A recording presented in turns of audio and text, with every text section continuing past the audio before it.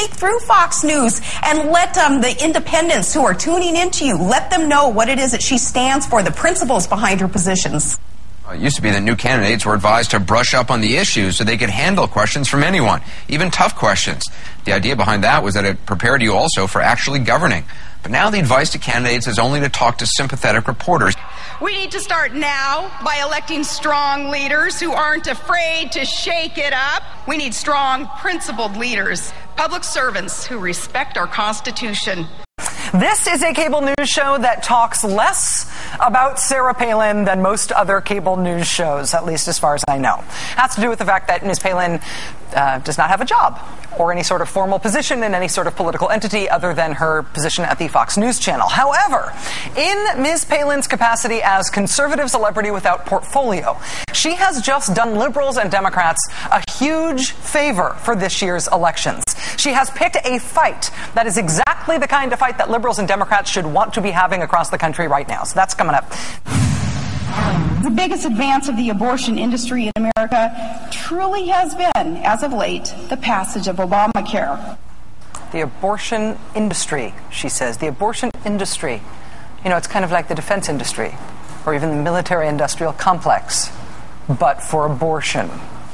You know, the abortion industrial complex.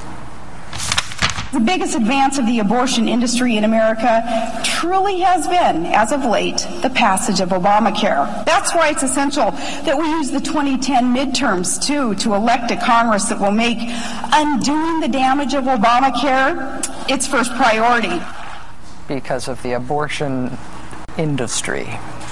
Former Alaska Governor and Republican vice presidential candidate Sarah Palin speaking at a West Houston megachurch last night for money. It was a paid speech. Her reported speaking fee is $100,000. Last night, that fee was apparently paid by a conservative media group that runs anti-abortion ads.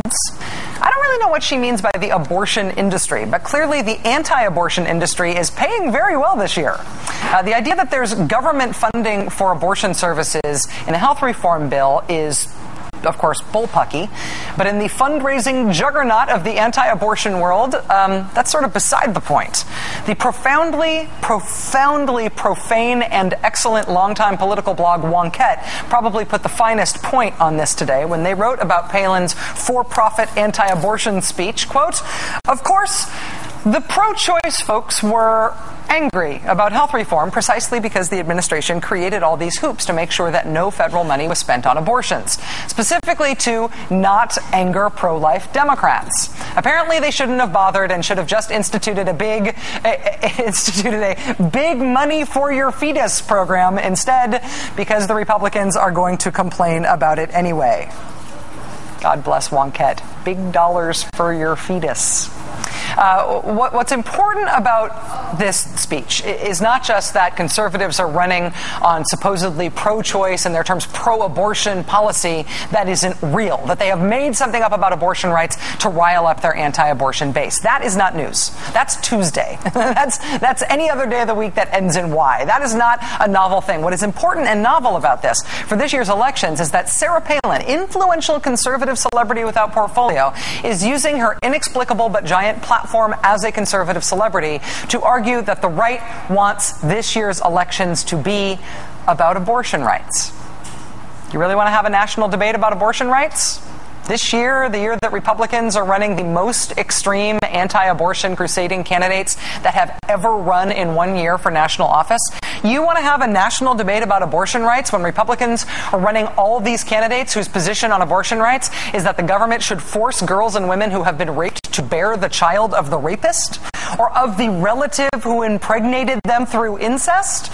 This year, you really want to have a national debate about abortion rights. That is a Sarah Palin for-profit invitation that every Democrat in the country should be very excited to RSVP to. When Sarah Palin quit her job as governor of the state of Alaska last year, she said she was leaving political office in order to focus on politics. The problem in our country today is apathy. It would be apathetic to just kind of hunker down and go with the flow. We're fishermen. We know that only dead fish go with the flow. I choose for my state and for my family more freedom to progress all the way around so that Alaska may progress. I will not seek re-election as governor.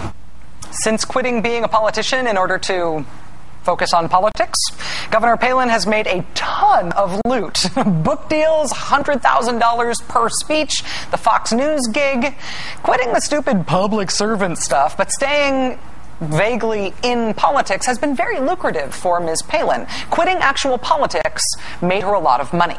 But some candidates have figured out how running for office itself can make you a lot of money as well. Yesterday, the New York Times reported that Carl I'm Mad Palladino, the ostentatiously surreal Republican candidate for governor in New York State, may be doing horrendously in the polls, but it is turning out to be all pretty good for his business interests. Quote, of the $3.8 million that Mr. Palladino had spent as of September 27th, nearly $2 million has gone to companies he owns or controls. Mr. Palladino's campaign houses out-of-town guests in a budget hotel he owns, leases cars from a rental agency he owns, parks cars in a garage he owns, and uses the services of an accountant whose other job is at Mr. Palladino's real estate development company. When Mr. Palladino cannot put campaign money back in his own pockets, he steers it to people he does business with. He buys handbills, signs, and other materials from companies that lease space from him. His campaign treasury is deposited in a bank branch that also pays him rent. The better to be able to pay Carl that rent. Vaguely the same deal in Delaware, with the ostentatiously surreal Republican candidate for Senate there, Christine O'Donnell. The first allegations that running for office was a bit of a for-profit racket for Miss O'Donnell came in the primary. During the primary, from her own former campaign manager. Hi, this is Kristen Murray. In 2008, I was the campaign manager to Senate candidate Christine O'Donnell. You see, this is her third Senate race in 5 years. As O'Donnell's manager, I found out that she was living on campaign donations, using them for rent and personal expenses, while leaving her workers unpaid and piling up thousands in debt. She wasn't concerned about conservative causes. O'Donnell just wanted to make a buck. That's why I left. That campaign manager said that Christine O'Donnell used the campaign debit card, funded by political donations, to pay her own personal living expenses. Ms. O'Donnell has since defended using political donations to pay the rent on her townhouse, where she lives. Carl Palladino and Christine O'Donnell are not favored to win their races, to say the least. Mr. Palladino, at last count, down by as many as 18 points. Christine O'Donnell down by 17, but they are running such nutty cuckoo for Cocoa Puffs campaigns that they're getting tons of national attention. We can't help ourselves. Even or maybe especially if you lose, this politics thing can be a nice way to get a new wardrobe. It can be a nice way to pay your townhouse rent. It can be a nice way to pump a whole lot of cash through your various financial interests. Running for office is becoming a racket. Nice fake work if you can get it. If you would actually talk to us, instead of having your staffers call us names and getting some angry man to yell, "Get off my lawn" at us just because we asked for an interview. We know you are very busy. We would have been happy just to talk with anybody from your campaign. We would like to get your side of things. We would love to improve our coverage of you by adding your campaign's perspective on the race to our coverage, and you won't let that happen. And now you are complaining to your supporters that you don't like the result. For those of us who work here at MSNBC, one of the most surreal things about this particular election year has been conservative politicians' efforts to make MSNBC part of the elections.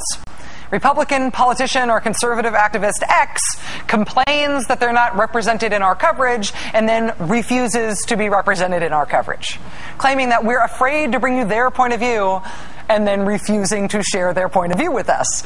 You might remember earlier this year when Republican Senator Scott Brown of Massachusetts did this. Scott Brown sent out a fundraising email to all of his supporters complaining about me. Rachel Maddow has a nightly platform to push her far-left agenda. What about you? Would you, Scott Brown, like to push your whatever agenda on my nightly platform? Because you are very much invited to do so. You don't like what I'm doing with my nightly platform? Please, sir, help me change it. Participate in it. Be on the show. Every time we've asked Scott Brown to come on the show, he has said no. and that's his prerogative. Complain, about you not being here all you want, or refuse our invitations to be here, but you can't simultaneously complain about not being here and also refuse our invitations to be here. You can't. I mean, you are, of course, but it's craven and it's pathetic. Come on. Remember this scary ad from Liz Cheney's new conservative group, Keep America Safe? What are they so afraid of? Why don't they want to talk substance? Why are they panicked? Why don't they want to debate the issues?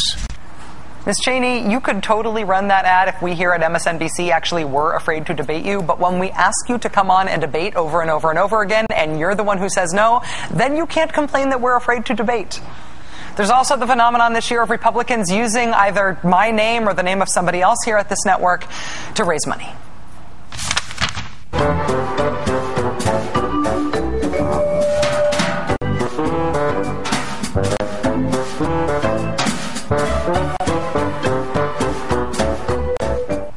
Proud moment there. That was part of a fundraising ad put out by Republican Senate candidate Marco Rubio of Florida. Marco Rubio must be right because Rachel Maddow says he's wrong. Even if I am inherently wrong about everything, to date, Marco Rubio has declined every single one of our requests to interview him. Likewise, Sarah Palin. Here's the new piece of red meat she is throwing to her fans. A gal walked up and asked him where he was from, and he said Alaska, and then all of a sudden the clerk, she turns beet red and the veins pop out in her neck, kind of like Rachel Maddow does sometimes. Now watch, that clip's going to be on the air for her talking on it. Some ratings. For all the things I thought might change in my life when I got a job in TV, I did not foresee becoming a stump speech applause line for politicians who won't agree to do interviews with me. We have asked Sarah Palin to come on the show I don't even know how many times, and she has never agreed to come on. Happy to use me in one of her money-making stump speeches, unhappy to tell me why. Like, to my face. It has been a weird year for those of us here at MSNBC as conservatives have tried to run against us instead of running against their actual opponents. But here's the deal. We have big egos, those of us in this TV business. We all love seeing our faces caricatured in political ads and getting mentioned in speeches. We love seeing our names in black and white in these fundraising emails. But you cannot simultaneously complain that you are not being allowed access to the liberal media juggernaut that is MSNBC's primetime airwaves, and then refuse to come on when we offer you access. So say yes, Christine O'Donnell. It will be fun, I promise. Say yes, Sharon Engel. You will get a fair shake. Pinky swear. Say yes, Sarah Palin. You have our number. I know you do. Ken Buck, come by anytime. Joe Miller, I would love to talk to you. Liz Cheney, doors always open. To anybody in your family, actually. Any Cheney, anytime. It will be fair, it will be fun, and then you can brag about not being afraid to actually talk to the liberals that you complain about as a means of raising money. Come on, you guys. Come on. The Tea Party American movement is going to grow. On November 3rd, November 2nd isn't the end of this. It's the beginning of this, the reawakening of America and understanding what our foundation is and how America was built and how it became prosperous and generous and safe. And now we need to build upon that. Suppose Senator John Doe puts forth a constitutional amendment that would outlaw abortion, even in cases of rape or incest, and he asked you to attend the announcement and support him in that. Would you do it? I would. Yes, a proposal like that, I would stand by it. Let's be completely clear about the facts here. There is no place in the world and no time in history where restricting women's reproductive rights makes a people or a nation more free or more equal. These extreme positions on abortion are, without any question, a war on American girls and women, and the fact that there are women who are both complicit and participatory in it is really neither surprising nor unprecedented. It has always been true, and it is incredibly important that we recognize that despite the fact that we can be very proud of these women and as politicians, that the question is, how do women as citizens fare on the other side of them either being elected or not elected?